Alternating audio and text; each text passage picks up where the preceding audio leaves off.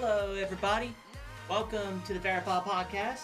It's your host with the most, Godly Rock, Rocky number 7. Miss all of y'all. I know I was gone all of last week. Well, duty call, not Call of Duty. And I apologize about that. But, as most of you guys are aware, Big U is out at the moment. And God send Big U. Hope you feel better and see you next week on the podcast. But we got Peter here from TAC Esports here with me today. Say hello, Peter. For everyone watching at home. What up? How's it going? Good to have you on here, man. Thank you for joining us on this third episode. Hope you got a drink. Hope you got a drink and hope you're ready to talk some esports. Oh yeah, I'm ready to get to it. Bet.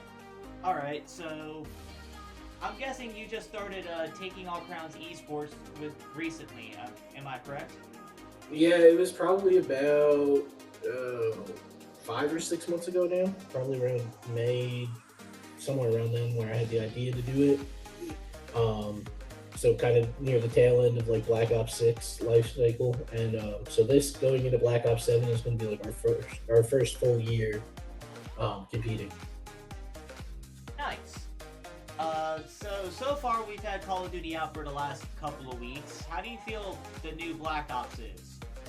I love it. I think it's fun to play. I'm not the best, obviously, that's why I don't compete, but it's been a blast to play with the boys. We've been running CMGs, we've been camo grinding a little bit. I think the maps are fun, I think the movement is fun, I think the guns feel great. I think it's going to be a great year. I mean, I've heard all the reviews, so I can believe that Black Ops 7 is probably one of the better Black Ops that I've seen graphics-wise. And that's a lot saying that my favorite Call of Duty game of all time, personally, is the OG Black Ops. OG Black Ops is probably one of the better Black Ops out of the 7, but it's also like, it's like that holy trinity of Modern Warfare 2, Black Ops, Modern Warfare 3, and I'm talking about the originals. Yeah, no, I loved OG Modern Warfare 2 was like my game back in the day. Oh yeah, Terminal was where it was at. That's where most violence started. Yeah, literally. But whether you were a campaign kid or a multiplayer kid, because if you know, you know. And especially since for like Modern Warfare 3, I got to play a lot of the survival mode with the juggernauts. Like me and my buddy would grind it out on Xbox for a hot minute. And I mean a hot. Yeah, those were the glory days for me back. But those games, I feel like that was like, you had Modern Warfare 2, Modern Warfare 2, Black Ops, MW3, Halo 3. Like, those were like prime FPS days. These games now, they're good, don't get me wrong, but they don't feel the same like as those days. You are absolutely right on that personally, and I'm saying that from a content creator point of view, but also as someone who grew up playing those games. Is like Halo 2, Halo 3, Black Ops, Modern Warfare 2, Modern Warfare 3, and then you had really good like Rainbow Six games out at that time. I think Vegas 2 was out, and then you had all the other stuff. I will say that with a straight look on my face that those were the very best times to be pretty much a gamer at that point for first-person shooter.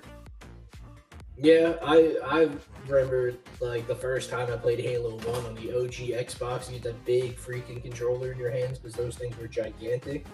I was hooked after that. I was like, this game is amazing.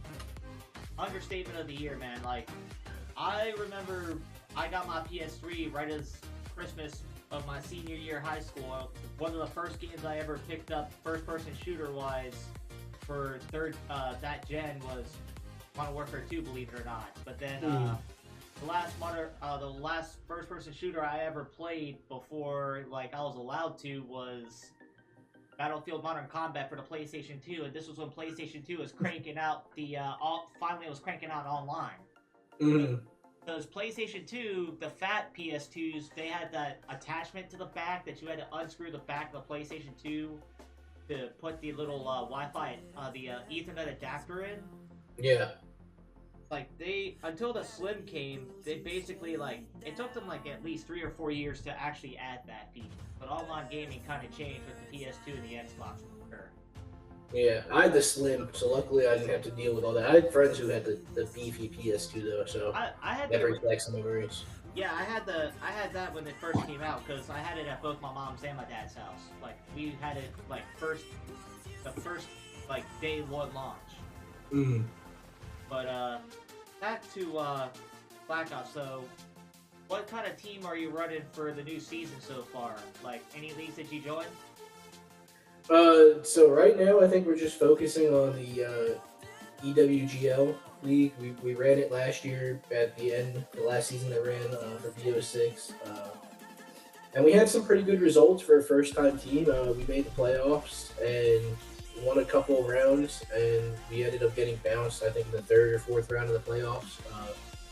Was super proud of the guys because they had never teamed before that, so it was a brand new team coming in to a brand new org, and they look good. And so this year we're bringing back a couple of them. We're bringing in a couple new faces, and we're feeling really confident because I've been watching them play some CMGs and stuff, and they look good. That sounds like a pretty good time, man. I mean, good to know that you have a very solid foundation for the future, and especially with the new Black Ops, I kind of feel like a lot of players are gonna be digging their teeth right into the holiday season, especially with everyone jumping in all at once. Yeah. Yeah, it's we're looking good, and we're trying to grow it the right way. So we don't want to jump into too many things at once, and get all over the place. We'd rather build like a good core first and branch out from there. So we were very specific about the people we picked up, and whether or not we thought they would not only play the game well, but also represent the org well, not just winning sense, but from a sense of being respectable and all that too. Because I know there'd be a lot of drama in the COD scene, and we're trying to avoid as much of that as possible. Hey, that's respectable, and you're building a very respectable organization, and you want to have a tight knit unit that basically isn't involved with that drama and all the nonsense that comes with it. So trust me when I say this. This is also from working with Veriphy for the last couple of months, and I've seen my fair share of watching a lot of teams come and go, especially whether I watch them online or I've seen teams come and go over the last decade. Trust me when I say this. Very close-knit teams are hard to find, and they're a rare breed these days. Mm. Yeah, you can say that again. I've seen so many people get, even just in the last few months, picked up, dropped, picked up, dropped, picked up, dropped. And so I was really like, I want us to find four people that like to play together, that play well together, and build around that. Like, let's try not to make a ton of roster moves. Let's just, if they go out there and they don't perform, then we start evaluating what we can do to make it better. But maybe give them at least the whole season or a good chunk of the season to see how they mesh, see if they can build that chemistry. I'd rather plan for the long run than only have like one good season. So. And then basically have to rebuild the team all over again. Exactly.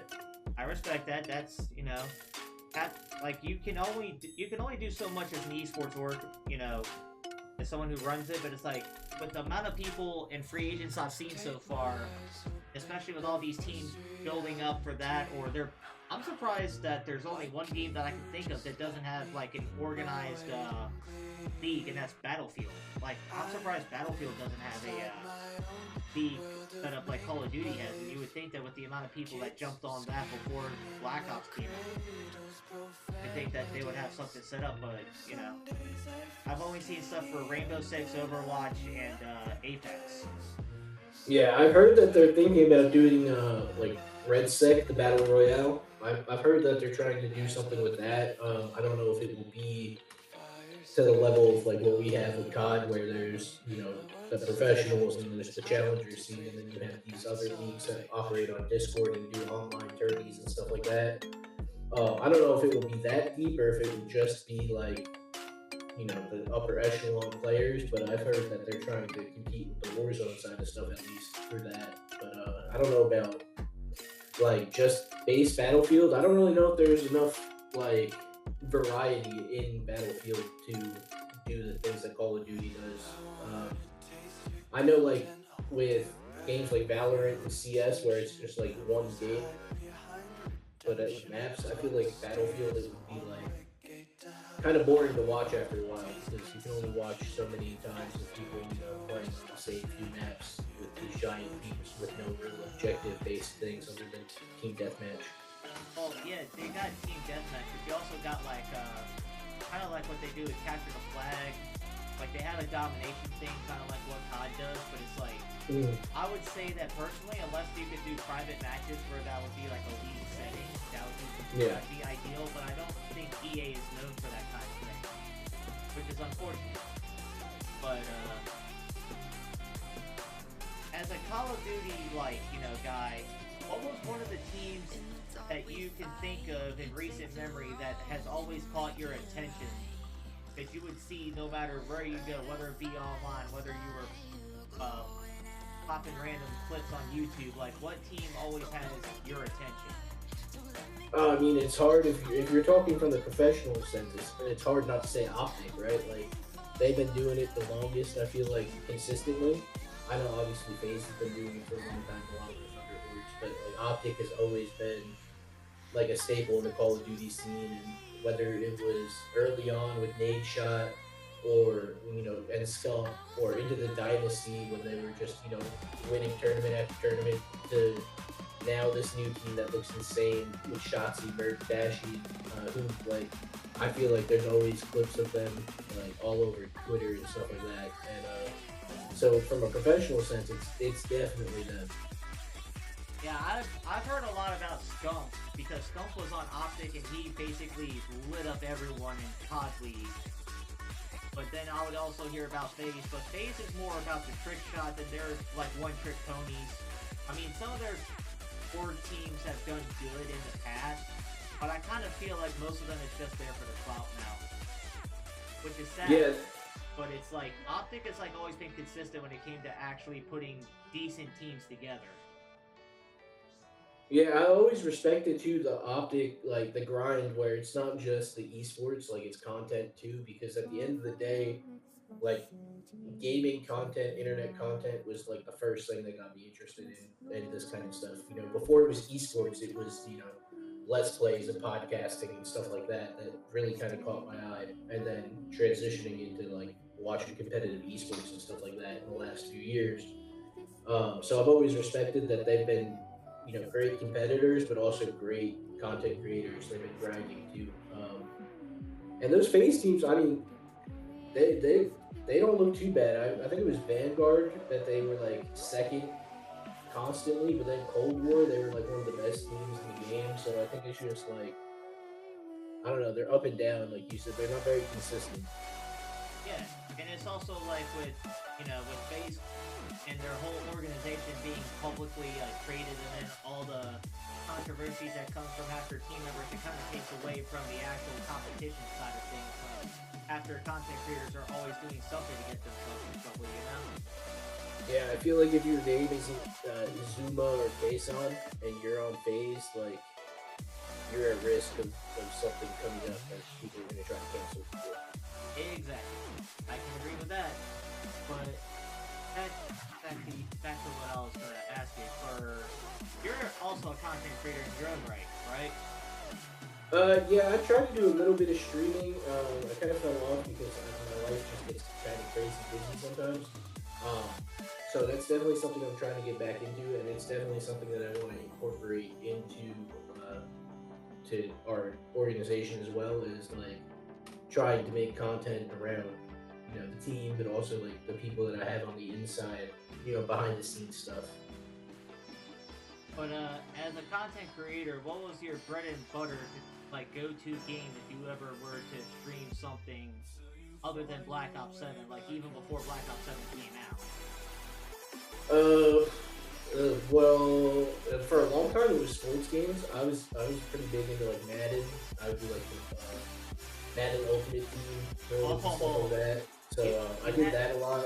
You had me an Ultimate Team, because I kind of did that myself with the college football the last 2 years. But then after season 2 or 3 drops for both iterations of college football, it's like I kind of feel like it's just there for the gimmick grab, because it's almost next to impossible unless you grind hardcore to get some of those cards. Yeah, I was very fortunate in some of the like Madden between like Madden 13 and probably Madden 16 to like get some crazy card pulls on packs where I was able to flip them for like good cards and points and stuff like that and build like a pretty solid team. But yeah, I used to do that a lot and like playing some Madden tourneys and stuff like that. Nothing crazy, but like just for fun mostly. I wasn't the best, but it was always a good time. So I'm surprised they didn't put FIFA out there either, but it's like my brother and a lot of other people that I know played FIFA, or as it's now known, EAFC. So mhm. I see a lot of like my peers pulling really crazy packs, considering that the beta for FC I think had been out for like a week or two, but I know that they're about to drop a new one soon. But I will say this though, some of those Ultimate Team games were really fun. I just focused more on Madden and EA college football, but I did more of the career modes. Yeah, I like the Dynasty. But now if I play the games, like I haven't bought Madden in a few years because honestly, it's just like I feel like I'm paying for the same game over and over again. Oh yeah, I but agree. college football, I didn't buy this year's college football. I might right now because it's on sale. So if anybody doesn't have it and they're thinking about it on PlayStation, it is like 50%. Yeah, But I bought college football when it first came out over the summer because I dropped the money for it. Because I will say this: college football is like one of the better sports games that I will play. I am beat handily against 2K. Yeah, I don't really play 2K unless it's like I have a weird urge and then I'll buy one that's old, so I only pay like $5 for it, and then I'll be like, alright, I'll play this for like a day or two.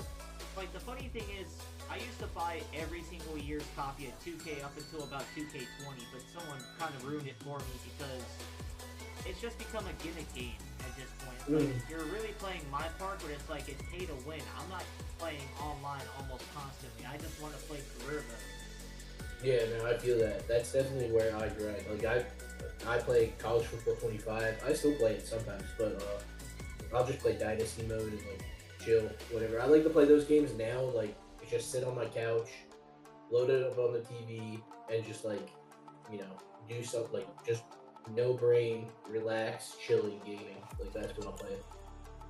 I can actually respect that. That's like the sports games are where it's at. It's like sitting on the couch and playing those games, or having your buddies over and basically starting a fight after drinking and then blowing out your buddy like by 21 points. That's where it's at. Yeah, that's definitely like that. Or like if there's a good enough story game, like I really like the God of War games that came out, the Spider-Man games. Like if it's a good enough story game, I'll sit and when I want to relax, just play those for a few hours too.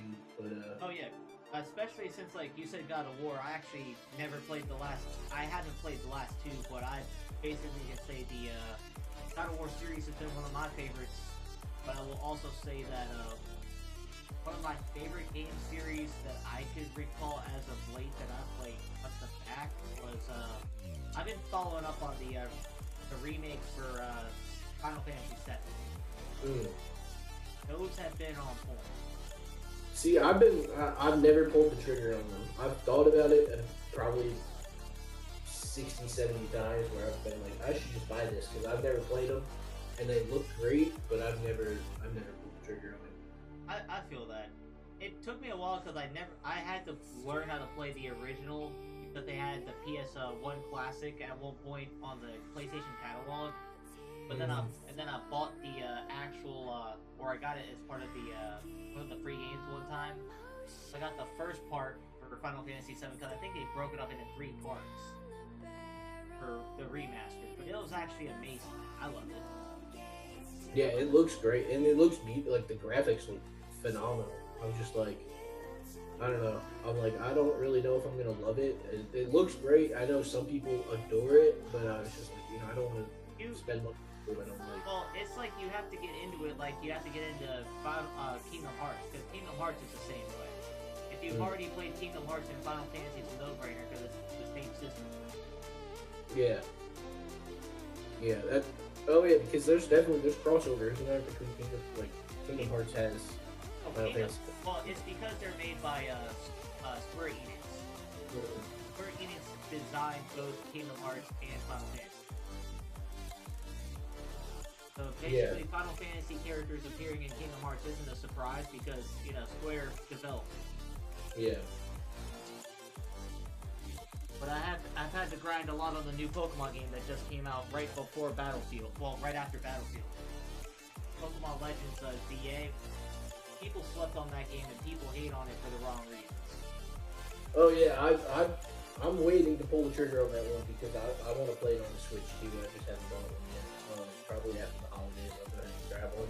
I'll probably just grab the bundle because I love Pokemon. That's definitely one of those games that's like when I want to relax or just chill, especially now on the Switch. Like, oh yeah, if you play Legends Arceus, it's basically a pretty decent follow-up to that, but it's like if you also play Gen 6, worth it. yeah. X and Y were like the first. I think they were the first games that I actually like as a kid played all the way through and like properly. Yeah, basically, if you played X and Y, then ZA is going to be up your alley. Yeah. No pun intended. It's actually going to be worth it. Yeah, it looks really good. It's like one of my guilty pleasures on YouTube is watching like Pokemon YouTubers. So I watch like a lot of like guys like Shady Penguin, Game Boy Luke, United Gamer. They all do like Pokemon Let's Plays and Pokemon Then They Can Fights where they like randomize their starters and like it's Nuzlocke. Nuzlocke. Yeah. So it's been like a blast to watch all those things. I watch them like every week. Yeah, I've been actually playing Pokemon Infinite Fusion. I actually did a stream about that earlier today. And I will put it to you like this. Pokemon Infinite Fusion is not for the faint of heart because you're gonna either be looking at some of the weirdest, like, fusions you've ever seen. It's like the stuff of creepypasta lore that they don't want to tell you about. That's crazy. I played Radical Red a lot on my phone, like through a Game Boy emulator, but I like lost all my save data, and I was like, I'm not doing all of this because that game. I was gonna say that would be devastating. I would say not worth it. No, I'll stick to watching other people play it. Steve, what's this say? Got off here. There we go. Ah, perfect. Yeah, your cam fell off there for a second, so brought you back. He was gone, but he was still here, like Ja Rule. Yeah. That's me. Indeed. So, what is your biggest console to play on? Like, what's your go-to? Oh, well, now it's PC. Like, I just play on PC all the time. But growing up, I was a PlayStation kid. I had them all. Like, I always had GameCube, Xbox, PlayStation 2. I had a Wii, I had a PS3, I had Xbox 360. I even had the Wii U. Like, I've always had consoles, PS4, Xbox One. Like, I've always had all of them. But I always kind of favored PlayStation. I feel like I just like the way the controllers feel in your hands a little bit more. All my friends played Xbox growing up, so I was like the black sheep of the friend group because I preferred PlayStation. But yeah, I don't know, something about it. And now the exclusives I think are so much better on PlayStation than they are on Xbox. I think the world would probably agree. But yeah. So it's definitely PlayStation. Well, yeah, without a doubt, because I grew up on PlayStation myself, but, back before PlayStation 1 was even out, I was a little kid growing up on Super Nintendo. Never got into N64 because PlayStation 1 came out. Like, I had the chunky PS1 and, like, the OG, but then I went straight to OG PS2, then Slim, got the PS3 Slim. I think it was like a couple years after that came out, and then I had the 4. I had the 4 about a year after it came out, and I traded that. I sold that about a couple years ago to get when I got the 5. 8 years on my PS4, and I basically it was worth it to sell it, get the 5 right next to my foot here. And I play it on a 50 inch screen that's literally right next to my computer setup. Yeah, I growing up, we had the N64. I played that a little bit, more so when I became a teenager, and it was fun to go back and play those games with my friends. We had the N64, we had the PS1, PS2, GameCube. Like I said, Xbox, and then I had the chunky PS3 that came out, like the thick one that had the backwards compatibility on it. And the Spider-Man and the Spider-Man font. Yeah. So I had that one, and then I remember I waited outside my GameStop. My parents let me skip school. I got to wait outside GameStop and go get the PS4 the night it came out. So I did that. I had the PS4, upgraded to the PS4 Pro when the first God of War game came out, because they had like a limited edition one, and my Best Buy had a couple of them left. So I just what the heck, and then I got rid of that when I got my PS5. Gotcha. Yeah, well, I'll put it to you like this. If you never played N64, you're missing out on shit, because that's for throwing hands.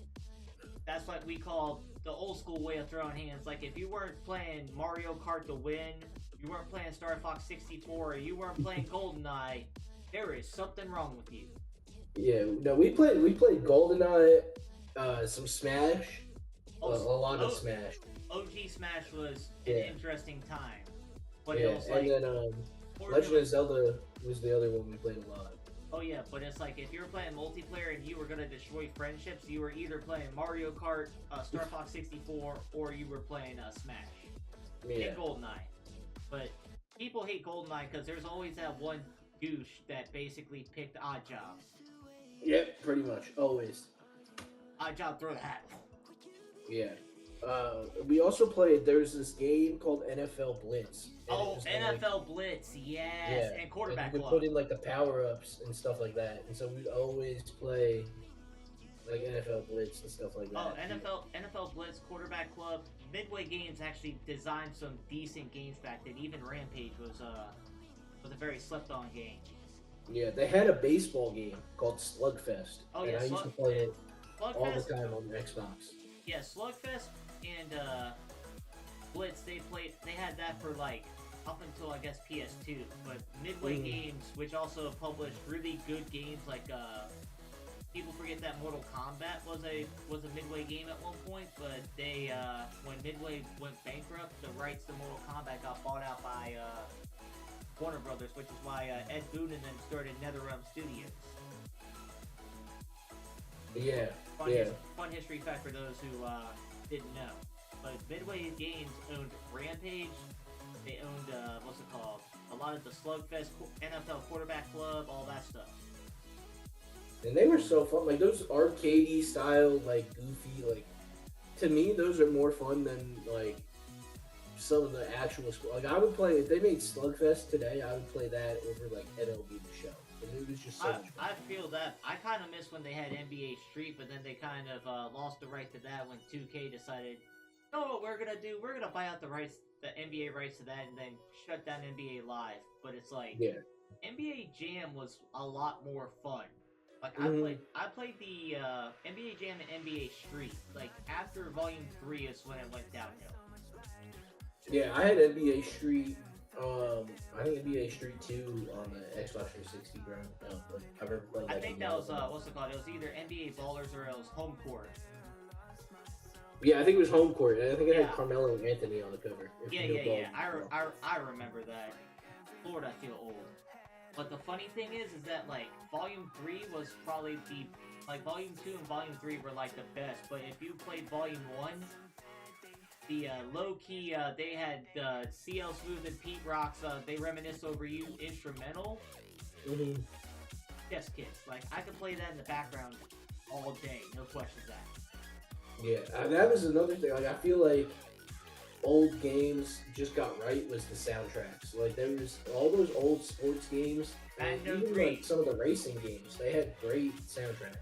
Oh, Madden 03 was definitely one of those games, because you had Good Charlotte, you had, let's see.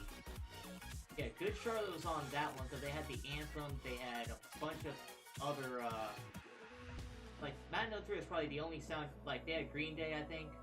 Mm-hmm. Like, you can't go wrong with Madden 03, and then I think 05 was the only other one that had a decent soundtrack. But then, I think it was NHL 03 or 05, they had Queens of the Stone Age. They had some decent ones too. But NASCAR Thunder had had 3 days grace, and I was like, Yeah, they definitely got it right back in the day.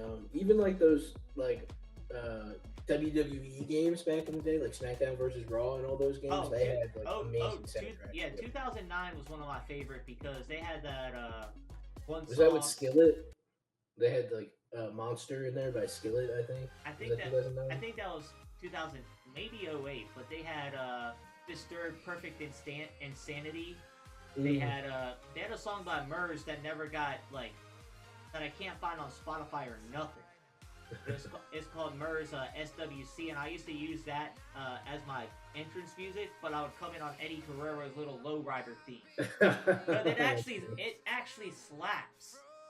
Like it slapped. Like I would come in as like, it's war and peace, it's war and beef. And it was like Murs singing else, like he did a song with John Cena around that same time, but he was still Mhm. doing his word life gimmick. And I was Yeah. like, okay. But they had that on the '09 soundtrack, and I was like, okay, Murs, I can bump into this while bumping the Eddie Guerrero entrance. Yeah, I loved those games. Actually, those games were a lot of fun. I kind of missed it before 2K kind of ruined it. Yeah, it's just not the same. I tried to play. I don't even remember what the last WWE 2K game I tried. Maybe 23 was the last one I tried to play, and I was just like not feeling it. I owned 15 at one point, but I was like, eh. 15 was probably the only one I liked that was legit, with John Cena on the cover. But it was like after that, I never played another WWE 2K game. Yeah, I had to try it out because my guy Cody Rhodes was back, and also like AJ Styles, all those guys. I was like, I'm gonna give it a shot, but it wasn't for me. AJ Styles, man, he was an interesting one, especially when one dude roasted him on live television to be like, AJ Styles got the haircut of a soccer mom. How you doing? That is true, bro. He does look like a Karen with a beard. I was gonna say they had a meme of him dressed up like a nun, and they had his theme. They don't want none. That's actually hilarious. Some of those WWE memes back in the day, like especially peak Seth Rollins, and then they had Bray Wyatt and John Cena. Like some of the old Cena memes were actually kind of wild. Yeah, those were the glory days. Indeed. But for your esports organization, since I think that we're in a pretty good spot to go back to the topic at hand, are you planning on branching out in the next year on any other possible game, like, or anything of that sort? Like, are you going to do Rainbow Six or any other Call of Duty League as far as you're, thinking of? I would love to branch out before the announcement of the Halo stuff earlier this year, where they were basically like HCS is going away, and I feel like that is going to correlate to a lot of people stopping playing Halo for the time being. I was interested in branching out into the Halo scene. I know it's not the most popular, but for me, I love it. So I was looking into that, and then one of the guys that is with us, he's from the EU actually, but he's a very big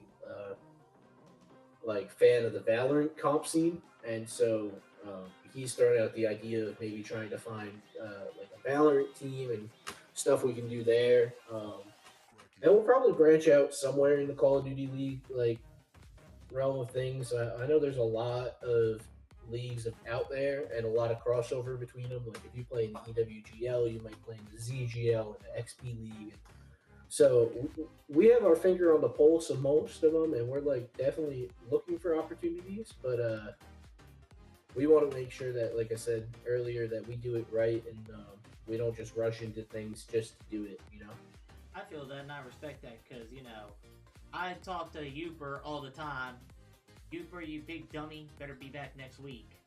But Uper, I know, basically has our team set up to where, like, we were doing COD, like, our main COD team, and then we just have the Academy team, which we call Slam and Salmons. Kind of an Uper inside joke. I don't elaborate on that because I'm still learning that myself. But it's like, the academy teams are kind of like where you pull all your talent once it's like there. Which I Yeah. kind of think I wish more invested orgs would have an academy team. It's not like you're gonna be like an Optic or a Phase or a. Yeah, Seattle has a esports team. I forgot the name. They're Vancouver now, Vancouver Surge. Ooh. Yeah. Okay. Good to know. But it's like, in your opinion, do you think more orgs should have academy teams? Oh, 100%. It's we threw around the idea of looking for one. Definitely at some point this year, I'd like to have at least one kind of like academy team. And truthfully, I'd probably be more open to like spreading out like more academy teams in some of these other leagues, just so that we can like give people opportunities and stuff like that. I think it's great. One, like you said, to find players that might get better and can move into like a role on your main team, but also just giving people the chance that even if they don't end up playing for your org the whole time, like giving them a shot to learn the game a little bit better, learn how to play with people, and maybe get a chance to go play somewhere else. Because at the end of the day, like we all do this because we love esports and we love Call of Duty and stuff like that. And so I always tell people I want to see like all the homies succeed. Like I don't care just about me and my org. Like if my friend leaves and he starts his own thing, like I want to see them do well too. So Everybody eating good, and if everyone eating good, that is basically beasting and feasting. It's all gonna be good competition. yeah, and it's better for us. Like when there's more competition and the scene is healthy, I think it's better for everybody else, and it's a million times more enjoyable to watch too. Without a shadow of a doubt, I can wholeheartedly agree with that. Can't go wrong, especially with a lot of those. What was I trying to say? But I could say this with straight confidence. I personally believe that with a lot of the teams, right now, and especially with Call of Duty out, I feel like this is the start of a new arms race for a lot of those teams to find talent, because a lot of people are stepping in, a lot of undiscovered gems are out there, and it's like a lot of orgs, like whether it be TAC or even Verify, or if doesn't matter if you're playing Call of Duty, you're playing like maybe Apex or Valorant, you're seeing some uncut gems that you hadn't even touched the surface of, and it's literally there. Yeah, yeah, and especially with this game because it's so different. I mean, like obviously with uh with VO6, like the movement was different and it was a little more advanced. You got people like diving and sliding all over the place. But with this game, I feel like you're gonna see a whole different group of people that are coming out that are like crackhead movement demon kids that like they might be like crazy at this game because some of the movement is insane, and there's definitely a skill gap I think in this game as compared to some of the older like more recent games. Oh yeah, skill gap, but it's like just the movement in general. It's also when you also factor in your internet, which is a sad thing because it's like if you don't have a good internet connection, like I'm sitting right at my computer right now and I'm looking at my little not my Wi-Fi box, but I'm looking at my little router. Mm-hmm. Like I have one of those really gigabit routers, and I also have a gigabit port on the back of my computer. Let me just put it to you like this: makes a huge difference. Yeah, yeah, 100%. I one of the guys that I play like eights and stuff with a lot has like not great internet, and I keep trying to tell him like, bro, I don't know what you can do because he's in college, so he still like lives at home with his parents. I was like, I don't know if you need to buy your own router, get your own Wi-Fi service. I don't know what you need to do, bro, but like, listen, you gotta figure something out. Indeed, like internet does make a huge difference, but that's why like I kind of feel like the internet market is kind of sus because on the East Coast, Verizon and Xfinity kind of taken the market by storm, but then AT&T, depending on where you are, because I live in the southeastern United States, and we Mm-hmm. got AT&T broadband, and let me tell you, AT&T broadband, fiber optic, and all that stuff, makes a huge difference compared to when I lived up north. Because my internet goes snap of a finger. I could be playing Call of Duty in 5 minutes, or I could have that downloaded within 30, compared to like an hour with when I used to have Cox cable. So Yeah, cause I'm in North Carolina, but so we have Spectrum. I have a like gigabit fiber internet in my apartment, but I've heard some interesting stuff about Spectrum because Spectrum's basically based in North Carolina, but you also got like competition from like Verizon and all. yeah, and like cause I live like right outside of like Raleigh, which is like the capital city here, and so like Google Fiber is starting to roll in and stuff too. So it'll be interesting to see. Hopefully, it benefits me because I think competition is just going to have to make them provide better service. But I have no complaints. And when I lived in New York, when we had Verizon, it was kind of the same deal. It was pretty good internet, but that was For 9 what years it was. ago or whatever. So it's completely different now. Oh yeah, without a doubt. But I can tell you that I had Verizon when I lived in Maryland. I lived in Maryland for like 27 years, and there is a huge difference once you have like actual legit internet. It's like you don't want to ever go back to another internet provider. Yeah. Yeah, I like what I have now, and I'm like, if I can stay in this apartment setup as long as possible, like I have good internet, I'm chilling, enough space, so. Facts. And of course, we were behind on the Twitter post because Huber's terrible at his job.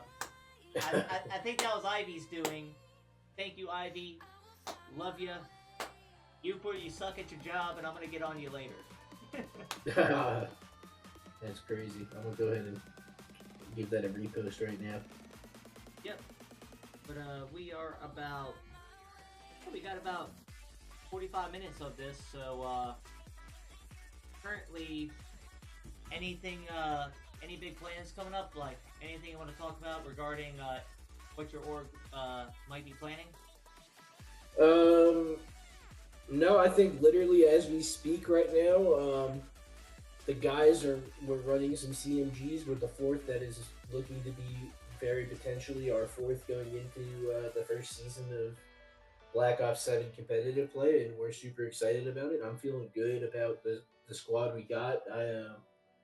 I've been keeping an eye out on who's been signed up in EWG League and like what our competition is going to look like. I'm looking forward to the year, and I think we're going to hopefully have a lot of success and hopefully get to square up against Veriphy at some point, and that will be a fun time. Oh yeah, without a doubt. Uper's gonna have a field day once you guys go head to head. Bragging rights are on the line. I'm part of the content division, so I can tell you that you won't be catching me playing Call of Duty. I'll probably be running around like, yeah. No, I feel that. If I was better at the game, maybe I would load in, but there's a reason why I'm an owner and not a player. Yeah, that's also kind of why, like, I had the last Call of Duty I played with Cold War. Even then, it's like Cold War can only do. Yeah, we played Cold War right before BO6 came out. I was playing in I don't know if you know the COD Rec League. Is like another online league, and they do off-season seasons in between games, and they did Cold War going into Black Ops 6, and I had never played Cold War, but me and a couple of my boys loaded in, and it was fun, to say the least. We finished in second, can't be too mad about that. So yeah, Cold War was one of the better Black Ops games between 3 and 6. For sure, because I did the beta too for that. I will say the movement on Cold War was a lot better than most games that I've played for Call of Duty. Like, even Modern Warfare 2's remake, like, the movement in that game was kind of like... Having a internet connection and a sleight of hand was one thing, but it's like, Cold War, you had to be more precise. You had to be, like, fluid AF. yeah, and now if you go back and play those games, you feel like you're walking through mud, because it's like, oh my god. Because now you're having to deal with what used to be fast being slow, and now you look at Black Ops 7, it's like, yep, gotta learn how to redo that all over again. Literally, even like right before BO7 came out, there was like a 4v4 S&D tourney in the Modern Warfare 3 from last year, or from before Black Ops 6, that we played in. And I remember playing that game, like, when it was out, like, ranked play and stuff, and I felt like the movement was good. Like, if you had a sub out, like, if you were running with the Rival 9, you're running down the map, you felt good. And then when we loaded in, I swear to God, I felt like, I was like, are we playing the same game we played when it was out? Because it feels so different now. Well, I'll put it to you like this: up until the original Black Ops, or actually, I think I started getting into LMGs around the Modern Warfare 2 reboot, because I only did assault rifles or shotguns. But then once I discovered LMGs, it is basically my bread and butter. LMGs are basically my go-to now for any FPS I play, even Battlefield. Like, I go for the support class. I don't play ranked. Yeah, I have an IRL friend who's big into, like, that's how he plays, like, Warzone, Battlefield, any of those games. He prefers, like, to run an LMG. I'm like, I just can't do it. So kudos to the people that can, because I really can't. It takes a little bit of effort, especially since, like, the assault rifles is like, I hate how, like, you can do the mini burst or like the 2 to 3 bullets at a time. It's like those kind of make a huge difference when you're trying to go against someone who has a better chance of hitting you and killing you than you do killing them. Yeah, no, I'm definitely one of those. Put a sub in my hands, put an AR in my hands, and let me just run and gun, bro. Like, or you put a shotgun in my hand. Basically, if you pop up around the corner, pop. Every time, it's like I have so many clips of my Modern Warfare 2 games, and I played with my brother, of course, a lot of those games, and it's like, and that's also when I started doing LMGs. Like, my shotgun game was ridiculous. Well, now I know who's killing me in pubs when I'm trying to camo grind, and I get killed with the shotgun. It's probably you. I actually never played PUBG, believe it or not.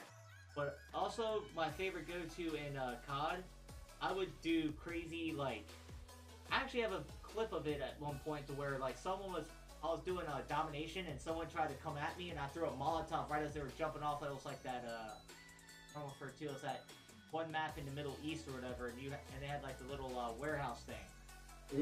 And I chucked the Molotov right as they were jumping off the ladder at point A, and I killed them on impact. It was great. That's a W clip. Yeah, I'll probably post a clip. If I go find that clip on my YouTube, I'll definitely post it on Twitter. Get a laugh about it later. I'll be looking for that, because that actually sounds insane. Indeed. But good having you on the podcast, Peter. Nice to have this conversation. Best of luck to you, man. I appreciate it. Thank you guys for having me.